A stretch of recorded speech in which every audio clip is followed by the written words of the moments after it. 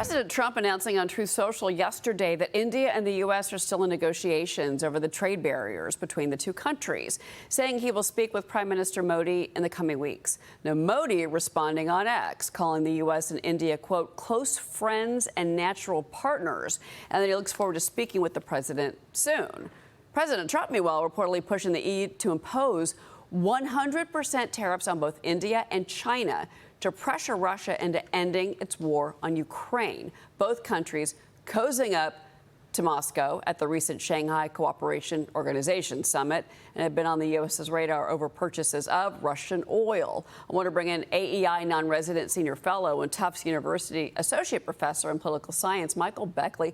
Michael, what are your thoughts here? I mean, Narendra Modi obviously sent a clear message, I would say, by standing there with Vladimir Putin and with Xi Jinping of China, you know, throwing Kim Jong-un into all of this from North Korea. How is the U.S. supposed to handle this? Well, I think the United States shouldn't overreact. You're right that India is trying to show that it has other options besides the United States. But at the end of the day, 20% of India's exports go to the U.S., whereas with China and Russia, India runs a massive trade deficit. And I think it's using some of this outreach to China and Russia to try to rebalance some of that trade, because right now India exports raw materials to China. They import a bunch of manufactured goods, and they're just getting more and more dependent. So I see India trying to rejigger that economic relationship. But at the end of the day, there's real limits to cooperation between India and China. They have a long-standing border dispute, which came to blows recently in the last few years. They're competing in the Indian Ocean, and obviously China supports Pakistan, which is India's main enemy. So I think there are real limits here, and the United States shouldn't overreact to a bunch of Twitter pictures that Modi has been posting with him and Putin and with Xi Jinping. Right, and that Putin has been posting and making sure that everyone has seen, including the limo ride, which was pretty egregious. But at the same time, you know, look, I mean, India does seem to have a problem here because their energy needs are so large, and that is why they're buying Russian oil. Is that something that the United States could use in its favor? Yeah, I mean, I think so. It does make it hard to peel India away from Russia. So India, as you said, is sort of caught between, on the one hand, needing access to the American market to get revenue, but at the same time, desperately needing oil coming in and getting it at bargain basement prices from Russia. So I think there will be some kind of rebalancing. I don't think you're going to get India to completely cut itself off from Russian oil, but you could see some significant diminishment if there is a kind of trade truce between the United States and India, which is currently being negotiated. Right, and I don't think India really, you know, can at this point. They're just too dependent. No, so China and its allies are quietly undermining the strength of the U.S. dollar. And this is raising alarm across global financial markets. Fox News contributor Liz Peek wrote this, quote, China and other central banks have been stockpiling gold, diversifying their reserves away from U.S. government bonds, driving gold prices higher, Treasury yields up. Michael, we're just learning about a bipartisan congressional trip to China later this month. This is an official trip. They're going. This is the first such trip that we've seen since 2019. What do you make of all of this?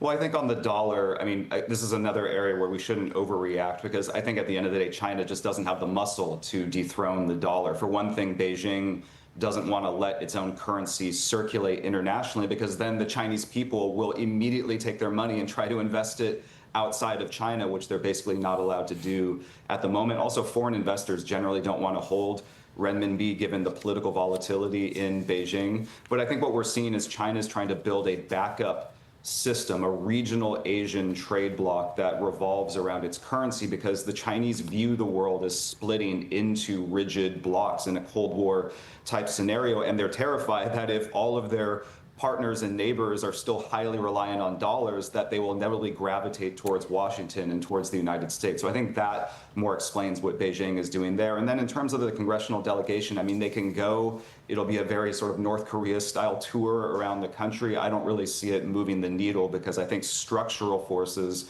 are pushing the United States and China towards rivalry. But you can see why China is making these moves, both with gold and, of course, why they bought so much U.S. government debt over, you know, they're doing this for 20 years, because it's leverage to them.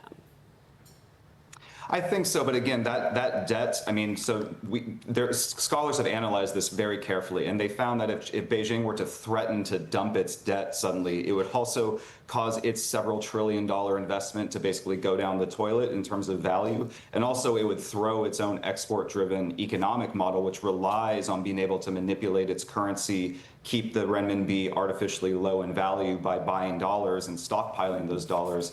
It would really throw that into whack. So it's a kind of a double-edged sword for Beijing. I think you're right. They want self-reliance. They don't want to be completely tied to a dollar-dominated trade system, but there's real limits to their ability to diversify away from that. And I'm glad that Morgan Stanley in particular has been raising this issue. I do want to ask you about this. So Beijing is pushing to become a global submarine powerhouse, spurring an underwater arms race in the Pacific. They've got new technology. They've got an improved fleet. It's not just submarines with China. You know about the ships as well, that they've been really on target with ship creation.